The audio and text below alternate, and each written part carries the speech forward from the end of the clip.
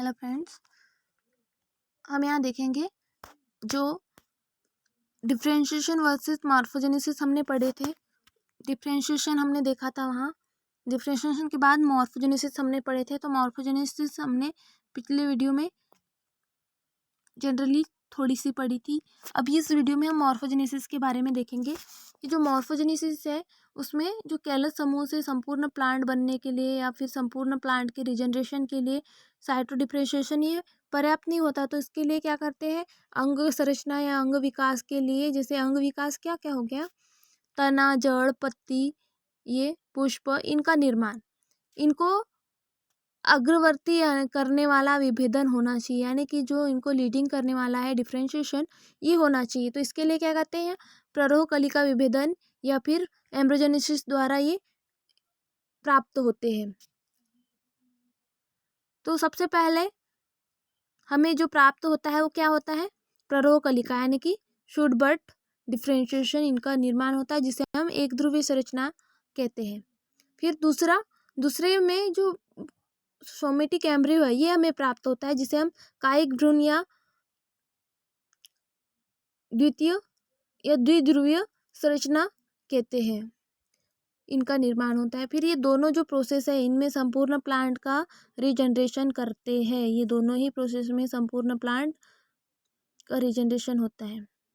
तो हम यहाँ वही देख रहे हैं, जो पहला है हमें प्राप्त हो रहा है, क्या प्राप्त हो रहा था, शुड बट डिफरेंशिएशन। तो शुड बट डिफरेंशिएशन को जान लेते हैं। शुड बट डिफरेंशिएशन क्या होता है, यह पौधों में विभिन्न रासायनिक पदार्थों एवं भौतिक कारकों द्वारा प्रेरित होता है। क्या, शुड बट डिफरेंशिएशन यह पौधों के विभिन्न रासायनिक पदार्थों एवं भौतिक कारकों द्वारा प्रेरित होता है। किंतु जो विभिन्न प्लांट्स है इनके मटेरियल के लिए यह कारक भिन्न भिन्न हो सकते हैं, यानी भिन्न भिन्न होते हैं। कौन से कारक, रासायनिक पदार्थ एवं भौतिक कारक, ये विभिन्न प्लांट्स मटेरियल के लिए डिफरेंट टाइप के हो सकते हैं ये कारक। अतः जो किसी भी सामान्य पाक योग यानी कि जो रेसिपीज है इनको माना नहीं जा सकता है।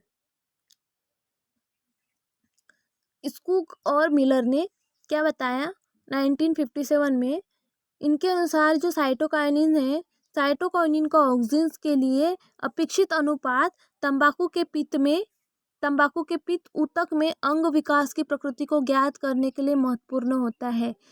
स्कूक और मिलर ने बताया कि जो साइटोकाइनिन है, साइटोकाइनिन का ऑक्सिन्स के लिए अपेक्षित अनुपात जो तंबाकू है उसके पित्त ऊतक में अंग विकास की, अंग ऑर्गन डेवलपमेंट की प्रकृति को ज्ञात करने के लिए महत्वपूर्ण होता है। क्या महत्वपूर्ण होता है, साइटोकाइनिन का ऑक्सिन के लिए अपेक्षित अनुपात, किसके लिए, तंबाकू के पित्त ऊतक में अंग विकास की प्रकृति को ज्ञात करने के लिए महत्वपूर्ण होता है। फिर ये देखा गया कि जो काइनेटिन है इसका उच्च स्तर कलिका प्रारंभ का कारण होता है। मतलब जो काइनेटिन है इसका उच्च स्तर बर्ड इनिशिएशन का कारण होता है, जबकि ऑक्सिन का उच्च स्तर किस लिए होता है, जड़ निकलने के लिए सहायक होता है। याद रखना, जो काइनेटिन है इसका उच्च स्तर होता है बर्ड इनिशिएशन के लिए यानी कि कलिका प्रारंभन के लिए, और ऑक्सिन का उच्च स्तर जड़ निकलने के लिए सहायक होता है।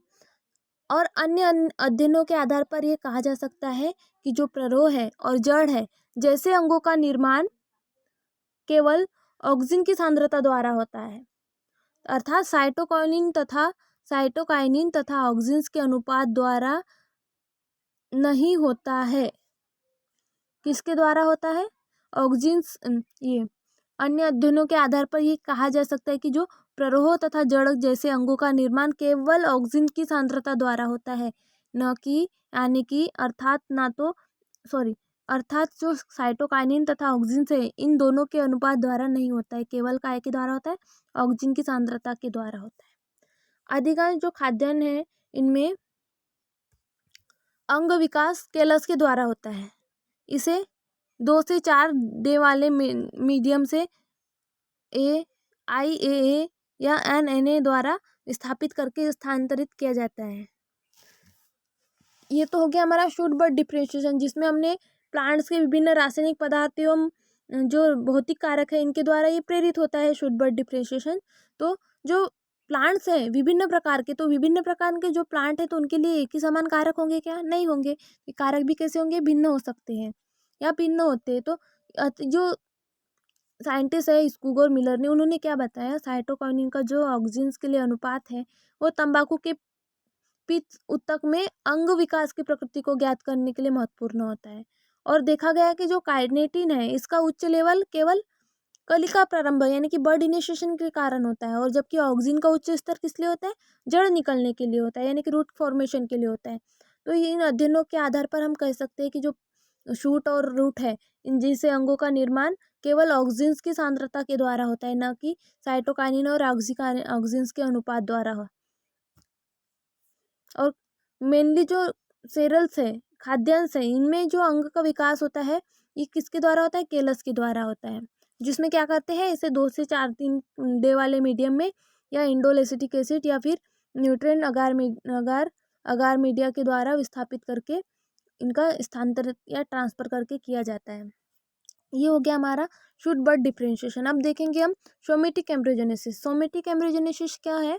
जिसे हम क्राइक भ्रूण कहते हैं।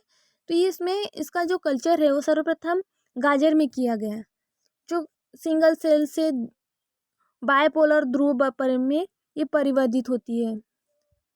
इन कायिक भ्रूणों के ऊतक को पुनः भ्रूणों में परिवर्तित होते हैं और कायिक जो सोमेटिक एम्ब्रियो है इनसे एक्सट्रैक्ट करके वृद्धि नियामक एवं कैलस के भौतिक अवस्था से प्रभावित होते हैं, और ये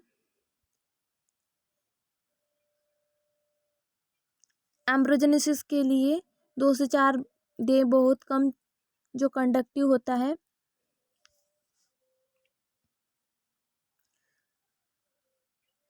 इसमें सबसे पहले गाजर का प्लांट लेते हैं। जो प्लांट है उसमें सबसे पहले कैलस का इंडक्शंस होता है। गाजर के प्लांट्स में प्लांट लिया, उसको क्या किया हमने, सर्वप्रथम गाजर के प्लांट को लिया, उसे सिंगल सेल से दो ध्रुवीय भ्रूण परिवर्तित होता है इसमें। तो इसके जो गाजर के प्लांट है इसमें एक प्लांट तैयार करें हम, इसके पीस कट कर लेते हैं। इस एक्सप्लांट तैयार के बाद में हमने इस एक्सप्लांट के रूप में क्या लिया, इसकी लीफ को ले लिया, गाजर की लीफ को। फिर इस गाजर की लीफ को न्यूट्रिएंट मीडियम प्रोवाइड करके इसकी ग्रोथ कराई।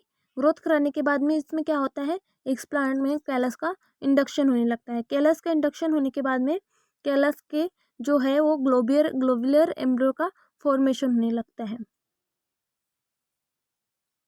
यानी कि जब एक्सप्लांट में कैलस इंडक्शंस होता है तो कैलस इंडक्शंस के बाद इसमें सेल सस्पेंशन का कल्चर होता है। कल्चर होने के बाद में इसमें ग्लोबुलर एम्ब्रियो का फॉर्मेशन होने लगता है। ग्लोबुलर एम्ब्रियो यह फिर हार्ट शेप एम्ब्रियो में कन्वर्ट हो जाती है। फिर क्या होगा, हार्ट शेप एम्ब्रियो में, हार्ट शेप एम्ब्रियो के बाद में ये मेच्योर एम्ब्रियो में कन्वर्ट होंगी। तो सबसे पहले जो गाजर का प्लांट था वो हमारा क्या कहलाएगा, इनटेक प्लांट कहलाता है। फिर उसके बाद गाजर के प्लांट का जो हमने एक्सप्लांट तैयार किया उसकी पीस कट करके उसकी लिप को छोटे छोटे पीस में कट करके जो एक्सप्लांट तैयार किया गया इसको हमने कल्चर मीडिया करवाया। इसको कल्चर मीडियम में ग्रोथ कराने के बाद में इसमें ग्रोथ हुई। ग्रोथ होने के बाद में हमें क्या देखने को मिला, हमें ये देखने को मिला कि जो कैलस है इसका फॉर्मेशन हो जाता है। तो कैलस का फॉर्मेशन होने लगता है, यानी कि कैलस का इंडक्शन हो, तब सेल सस्पेंशन कल्चर होती है। और सेल सस्पेंशन कल्चर के बाद में हमें ग्लोब्यूलर एम्ब्रियो का निर्माण होता है, या ग्लोब्यूलर एम्ब्रियो का फॉर्मेशन होता है। ये ग्लोब्यूलर एम्ब्रियो फिर हार्ट शेप एम्ब्रियो यानी कि हृदय की संरचना जैसे दिखाई देती है, जिसे हम हार्ट शेप एम्ब्रियो कहते हैं। तो इस प्रोसेस में देखने को मिलता है, कौन सी प्रोसेस में, हार्ट शेप एम्ब्रियो में। हार्ट शेप एम्ब्रियो के बाद में जब हार्ट शेप एम्ब्रियो का फॉर्मेशन हो जाता है तो उसके बाद में हमें मेच्योर एम्ब्रियो का फॉर्मेशन प्राप्त होता है। तो जो मेच्योर एम्ब्रियो का फॉर्मेशन होता है उस स्टेज को हम कहते हैं टर्पीडो स्टेज कहते हैं। टर्पीडो स्टेज के बाद में जो मेच्योर एम्ब्रियो है इससे प्लांटलेट का फॉर्मेशन होने लगता है, यानी कि जो प्लांटलेट है वो रिजनरेट होकर प्लांटलेट का फॉर्मेशन करने लगती है। जो एम्ब्रियो है वो रिजनरेशन होकर प्लांटलेट का फॉर्मेशन करने लगती है और फिर इनटेक प्लांट फिर से बन जाता है। तो इस प्रकार से हमें सोमेटिक एम्ब्रियोजेनेसिस की प्रोसेस में गाजर के एग्जाम्पल के द्वारा हमें इन सोमेटिक एम्ब्रियोजेनेसिस की प्रोसेस दिखाई देती है, जिसमें एम्ब्रियोजेनेसिस में आपको 2 टाइप के एम्ब्रियो दिखे होंगे। कौन से हैं? एक ग्लोब्यूलर एम्ब्रियो और second heart shape embryo. Then उसके बाद जो मेच्योर एम्ब्रियो प्राप्त होता है उस एम्ब्रियो को क्या कहते हैं? टर्पीडो स्टेज। इस स्टेज से यानी कि मेच्योर एम्ब्रियो से प्लांटलेट का फॉर्मेशन होता है। ये मेच्योर एम्ब्रियो क्या करते हैं? रिजनरेटिंग होकर प्लांटलेट का फॉर्मेशन करने लगते हैं। अब क्रायो प्रिजर्वेशन भी देख लेते जरा। जो क्रायो प्रिजर्वेशन है वह किसी जाति और उससे संबंधित जातियों से उपस्थित सभी जीनों को उस जाति का जर्मप्लाज्म कहते हैं। क्रायो प्रिजर्वेशन किसे कहते हैं? किसी जाति या उसकी जाति से संबंधित जाति है उनके उपस्थित सभी जीनों को उस जाति का जनन द्रव्य या जर्मप्लाज्म कहते हैं। जो जर्मप्लाज्म है वे जीन्स प्राप्त होते हैं। ये जो जर्मप्लाज्म है इनसे वे जीन प्राप्त होते हैं जिनका ब्रीडर या प्रजननक फसल सुधारक में ये प्रयोग करते हैं। सामान्यतः जो जर्मप्लाज्म है इनका संरक्षण एवं भंडार बीजों यानी कि सीड बैंक्स के रूप में करते हैं, किंतु जो कई जातियां हैं इनमें एसेक्सुअल रिप्रोडक्शन द्वारा ये पैदा होती है, अतः उनके जो बीज है वो बहुत कम अंकुरित होते हैं। ऐसी जातियों में जो जर्मप्लाज्म है इनका भंडारण कई विधियों के द्वारा किया जाता है।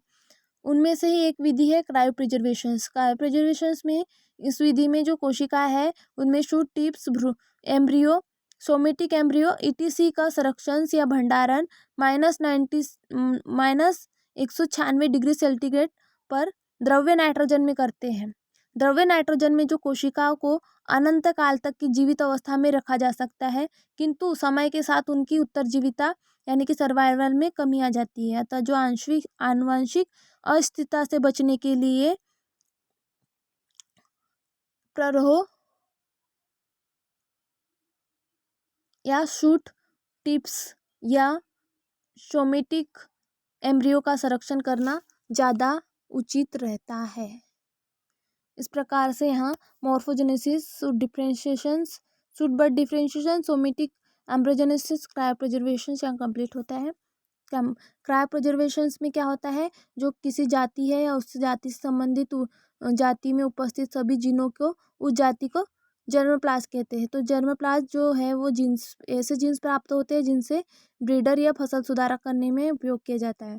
तो जर्मप्लाज्म का संरक्षण या सीड बैंक के रूप में किया जाता है और सीड बैंक के रूप में किया जाता है, किंतु जो कई जातियाँ है वो अलैंगिक प्रजनन यानी कि एसेक्सुअल के द्वारा होती है, तो इनमें बीज कम अंकुरित करने की क्षमता होती है। ऐसी जातियों में जो जर्मप्लाज्म है इनका भंडारण कई विधियों द्वारा किया जाता है। उनमें से एक विधि है उसे कहते हैं क्रायो प्रिजर्वेशन। क्रायो प्रिजर्वेशन विधि में क्या होता है? जो शूट टिप्स है और भ्रूण से एम्ब्रियो है, एम्ब्रियो शूट टिप्स और सोमेटिक एम्ब्रियो ये जो इनका है इनका संरक्षण या भंडारण कितने -196